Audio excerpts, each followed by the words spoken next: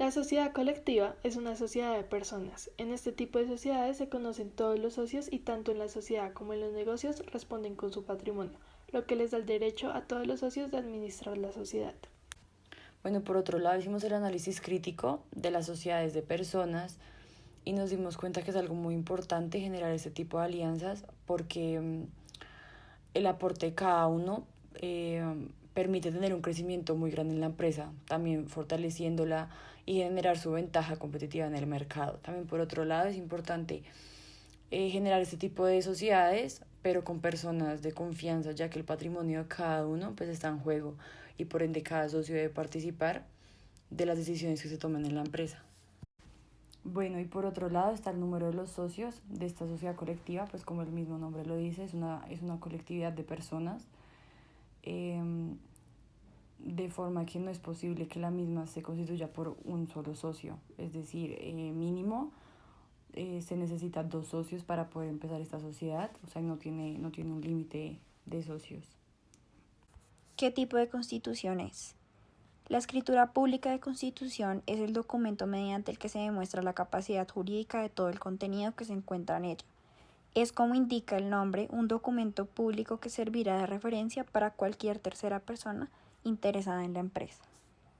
Las sociedades que se constituyen por escritura pública son aquellas que se rigen por las disposiciones del Código de Comercio.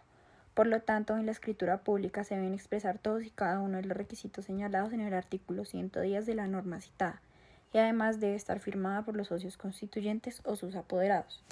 En este caso, la sociedad colectiva se debe constituir mediante la escritura pública, como lo dice la ley, ante notaría, que luego debe ser inscrita en el registro mercantil de la Cámara de Comercio.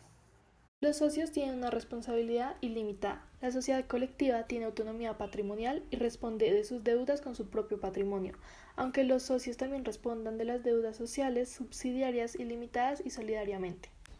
Bueno, a continuación vamos a hablar de los dos tipos de órganos que tiene esa sociedad colectiva. Uno se llama órgano de socios y el otro se llama el órgano de administraciones. El órgano de socios está encargado de la toma de decisiones de la empresa.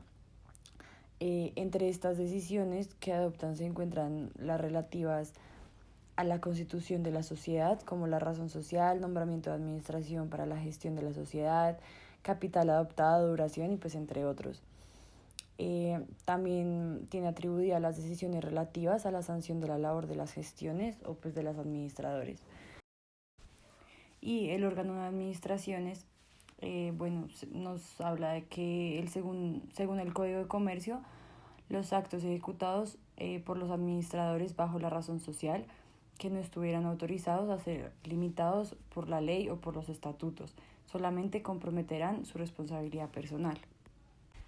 El aporte social de esa sociedad colectiva se denomina en cuotas de interés social de igual valor, debe ser pagado en su totalidad al momento de su constitución. Los participantes no pueden negociar en el mercado de valores por tratarse de una sociedad de personas. Causales de disolución en la sociedad colectiva. La sociedad colectiva se disolverá por las causales previstas en el artículo 218 y en especial por las siguientes 5. Primero, por muerte de alguno de los socios si no se hubiera estipulado su continuación con uno o más de los herederos o con los demás socios. Segundo, por la incapacidad sobreviniente a alguno de los socios, a menos que se convenga que la sociedad continúe con los demás o que se acepte que los derechos del incapaz sean ejercidos por su representante.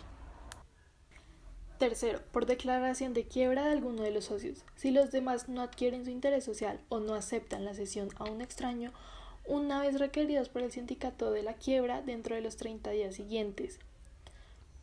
Cuarto, por enajenación forzada del interés de alguno de los socios en favor de un extraño. Si los demás asociados no concilian dentro de los 30 días siguientes, la sociedad continuará con el adquiriente.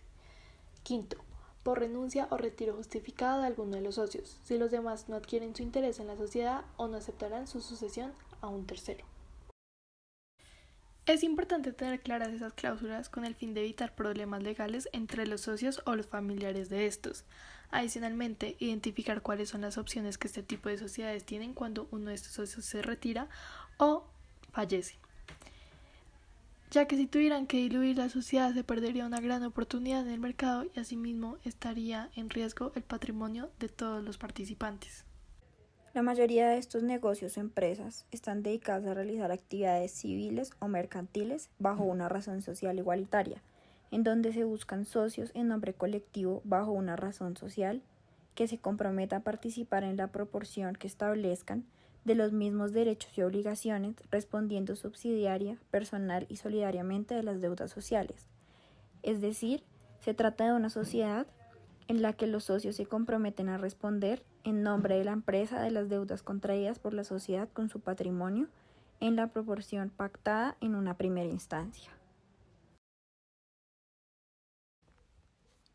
Un gran ejemplo de sociedad colectiva puede ser un despacho de abogados, ya que no se requiere una gran cantidad de capital debido a que al estar ofreciendo un servicio y no un producto, la inversión en inventario es mucho menor. Otro ejemplo son los gestores financieros.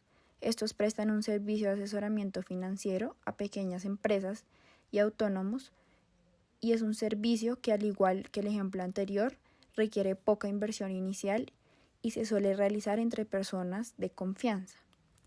Es importante resaltar que en este tipo de sociedades todos los socios participan de manera igualitaria, es decir, en las mismas condiciones, dentro de la empresa o del negocio.